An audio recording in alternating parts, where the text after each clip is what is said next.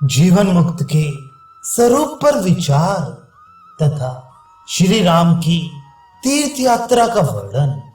भरद्वाज बोली, ब्राह्मण, आप श्री रामचंद्र जी की कथा से आरंभ करके क्रमशः जीवन मुक्त की स्थिति का मुझसे वर्णन कीजिए, जिससे मैं सदा के लिए परम सुखी हो जाऊं। श्री वाल्मीकि जी ने कहा, साधु पुरुष भरद्वाज जैसे रूप रहित आकाश में नीलपीत आदि वर्णों का भ्रम होता है, उसी प्रकार निर्गुण निराकार ब्रह्म में अज्ञानवश जगत की सत्ता का भ्रम होता है। यह जो जगत संबंधी भ्रम उत्पन्न हो गया है, इसे इस तरह भुला दिया जाए कि फिर कभी इसका स्मरण ही ना हो। इसी को मैं उत्तम ज्ञान मांगता हूं। इस दृश्य प्रपंच का अत्यंत अभाव है, ये बिना हुए ही भासित हो रहा है। जब तक ऐसा बोध नहीं होता, तब तक कोई कभी भी उस उत्कृष्ट आत्मज्ञान का अनुभव नहीं कर सकता। इसलिए आत्मज्ञान का अन्वेषण, उसकी प्राप्ति के लिए प्रयत्न करना चाहिए। इस योग वशिष्ठ रूप शास्त्र का ज्ञान होने पर इसी जीवन में उस आत्म तत्व का बोध हो जाए, ये सर्वथा संभव ही है, वह होकर ही रहेगा। इसी उद्देश्य से इस शास्त्र का विस्तार प्रचार प्रसार किया जाता है। यदि तुम श्रद्धा भक्ति के साथ इस शास्त्र का श्रवण करोगे, तो निश्चय ही तुम्हें उस आत्म तत्व का ज्ञान प्राप्त हो जाएगा, अन्यथा उसकी प्राप्ति असंभव है। निष्पाप भरद्वाज, ये जगत रूपी भ्रम यद्यपि प्रत्यक्ष दिखाई देता है, तो भी इस शास्त्र के विचार से अनायास से ही ऐसा अनुभव हो जाता है कि यह है ही नहीं। ठीक उसी तरह जैसे आकाश में नील आदि वर्ण प्रत्यक्ष दिखने पर भी विचार करने से बिना परिश्रम के ही यह समझ में आ जाता है कि इसका अस्तित्व नहीं है। ये दृश्य जगत वास्तव में है ही नहीं। ऐसा बोध होने पर जब मन से दृश्य प्रपंच का मार्जन अर्थात निवारण या अभाव हो जाए, तब परम निर्वाण रूप शांति का स्वतः अनुभव होने लगता है। ब्रह्म संपूर्ण रूप से वासनाओं का जो परित्याग अत्यंत अभाव है, वही उत्तम मोक्ष कहलाता है। उसे अविद्या रूपी मल से रहित ज्ञानी ही प्राप्त कर सकते हैं। द्विप्रवर जैसे शीत के नष्ट होने पर हिमकण तुरंत गल जाते हैं, उसी प्रकार वासनाओं के क्षीण हो जाने पर वासना पुंज रूप चित्त भी शीघ्र ही गल जाता है, उसका अभाव सा हो जाता है। वासना दो प्रकार की बताई गई है, एक शुद्ध वासना और दूसरी मलिन वासना। मलिन वासना जन्म के हेतु भूत है, उसके द्वारा जीव जन्म मृत्यु के चक्कर में पड़ता है, और शुद्ध वासना जन्म का नाश करने वाली अर्थात मोक्ष की साधका है। विद्वानों ने मलिन वासना को पुनर्जन्म की प्राप्ति कराने वाली बताया है। अज्ञान ही उसकी घनीभूत आकृति है तथा वे बड़े हुए अहंकार से सुशोभित होती है, जो भुने हुए बीज के समान पुनर्जन्म रूपी अंकुर को उत्पन्न करने की शक्ति को त्याग कर केवल शरीर धारण मात्र के लिए स्थित रहती है। वे वासना शुद्धा कही गई है। जो लोग शुद्ध वासना से युक्त हैं, वे फिर जन्म रूप अनर्थ के भाजन नहीं होते। जानने योग्य परमात्मा के तत्व को जानने वाले वे परम बुद्धिमान पुरुष जीवन मुक्त कहलाते हैं।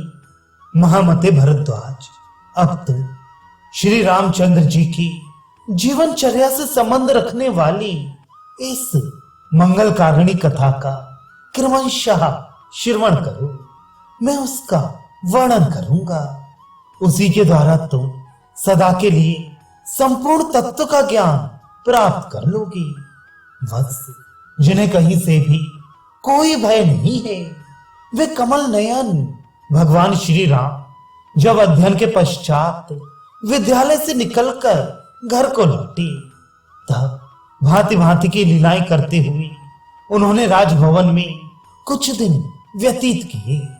तदनंतर कुछ समय बीतने पर जबकि राजा दशरथ भूमंडल के पालन में लगे थे और प्रजा वर्ग के लोग रोग शोक से रहित हो बड़े सुख से दिन बिता रहे थे, एक दिन अनंत कल्याणमय गुणों से सुशोभित होने वाले श्री रामचंद्र जी के मन में तीर्थों तथा पुण्यमय आश्रमों के दर्शन को अत्यंत उत्कंठा जग उठी।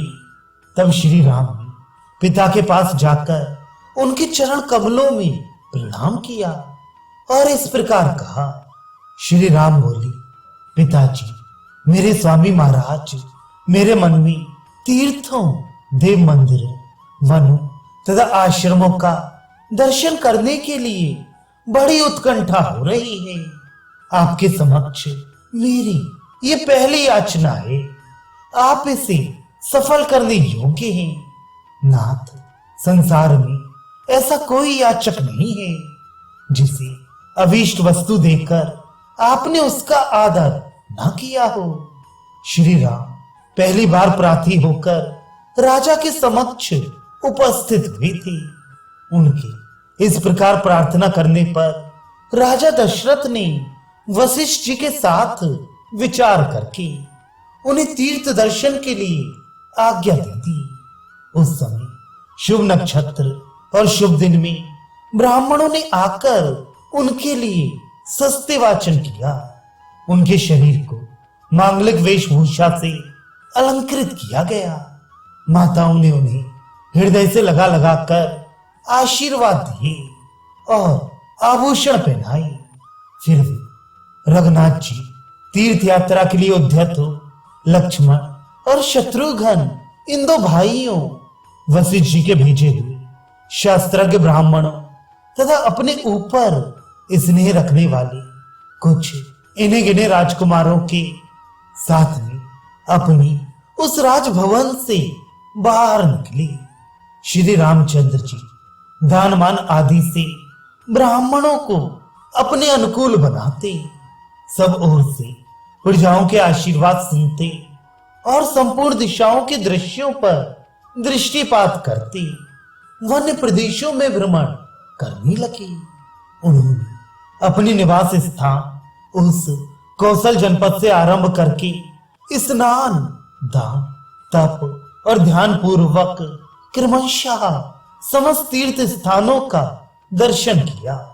नदियों के पवित्र तट, पुण्य वन, पावन आश्रम, जंगल, जनपदों की सीमाओं में स्थित समुद्र और पर्वतों के तट, चंद्रमा के समान उज्जवल आभा वाली गंगा, नील कमल की सी कांति वाली निर्मल कालिंद नंदिनी यमुना, सरस्वती, सतलज, चिनाब, रावी, वेणी, कृष्ण वेणी, निर्विंध्या, सरी, चंबल, झेलम, व्यास, बाहुदा, प्रयाग, नैमिषारण्य, धर्मारण्य, गया, वाराणसी, श्री शैल, श्री केदारनाथ, पुष्कर, क्रम प्राप्त मानस सरोवर, उत्तर मानस, वड़वा मुख, अन्य तीर्थ समुदाय, अग्नि तीर्थ, महातीर्थ, इंद्रधुम्न सरोवर आदि पुण्य तीर्थ सरोवर, सरिताएं, नद, तालाब, कुंड, इन सबका उन्होंने आदर पूर्वक दर्शन किया। स्वामी कार्तिकेय, शालग्राम स्वरूप श्री विष्णु, भगवान विष्णु और शिव के 64 स्थान, नाना प्रकार की आश्चर्यजनक दृश्यों से विचित्र शोभा धारण करने वाले चारों समुद्रों के तट, विंध्य पर्वत और मंदराचल के कुंज, हिमालय आदि 7 कुल पर्वतों के स्थान तथा बड़े बड़े राज ऋषियों, ब्रह्म ऋषियों, देवताओं और ब्राह्मणों के मंगलकारी पावन आश्रमों का भी श्री रामचंद्र जी ने श्रद्धा पूर्वक दर्शन किया। दूसरों को मान देने वाले श्री रघुनाथ जी अपने भाइयों के साथ बारंबार चारों दिशाओं के प्रांत भागों तथा भूमंडल के सभी छोरों में घूमते फिरे। जैसे देवता आदि से सम्मानित भगवान शंकर संपूर्ण दिशाओं में विहार करके पुनः शिवलोक में लौट आते हैं, उसी प्रकार रघुनंदन श्री राम देवताओं, किन्नरों तथा मनुष्यों से सम्मानित हो इस संपूर्ण भूमंडल का अवलोकन करके फिर अपने घर लौट आए।